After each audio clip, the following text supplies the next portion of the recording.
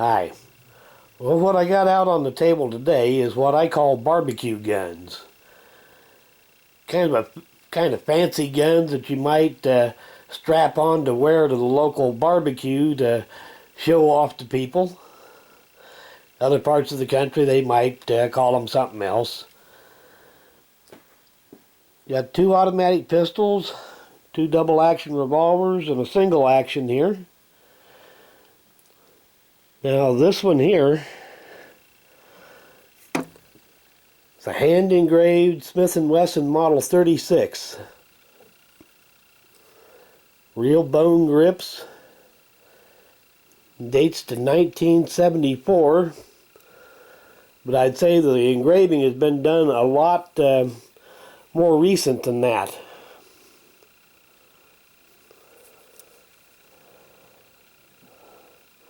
You can see here the name Alpine there. I managed to track that down to a guy named Ralph Alpine that used to do engraving for the Franklin Mint. And he also engraved guns.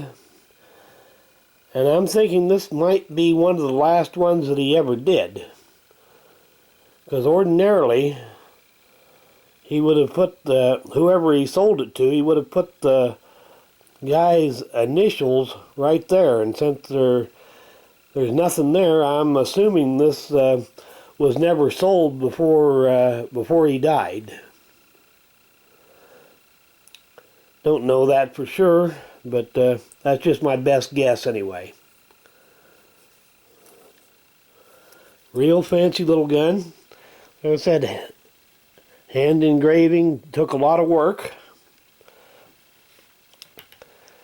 Now this one here is a modern reproduction of the old Colt single action army. 45 Colt. Now this one's also engraved, but this one is laser engraved, so it's the engraving was done by a machine on this one. Still, it came out real nice.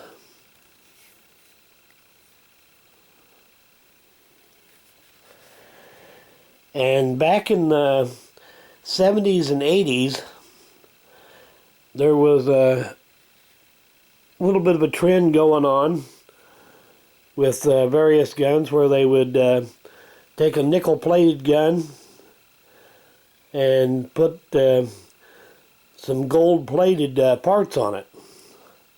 Like this Smith & Wesson Model 14 here. Now, normally the Model 14s only came in blue finish, but they could be special ordered in nickel. As you can see here, somebody has gold-plated the hammer and trigger, put a set of fake pearl grips on it. Real nice looking gun.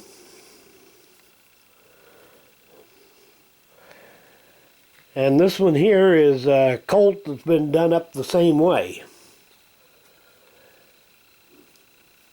That Smith & Wesson there, that Model 14, I dated that to 1980 by the serial number. Now this Colt Commander dates to 1954. But I'm thinking that the fancying up of it happened a lot later than that. See, they've gold-plated the magazine spring cap,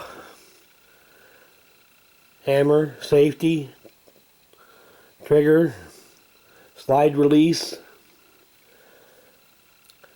And this one has been carried around a fair amount and used a fair amount. You can see some of the gold plating is starting to wear off on it. And those grips there are solid silver. And they're not hollow either. They are, the full thickness of them is just solid silver. And then it has some gold plating on the outside of it. Chambered in .38 Super. And I'm assuming this was probably done around the same time that this Smith & Wesson was done up that way. I have seen a few other guns that's been done up like that. A few years ago at a gun show, I saw a Model 15 Smith & Wesson that was done up this way. And a couple of other over the years.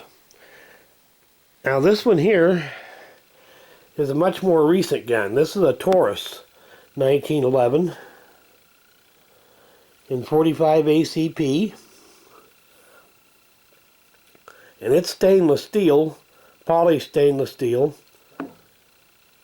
with some of the gold accents. But I don't think this is actual gold plating. I think this is just gold colored plating. Ambi safety.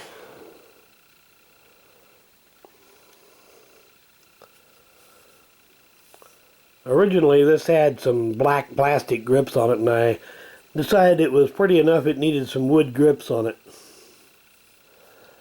And the kind of reddish black grips there kind of contrast good with the polished stainless steel.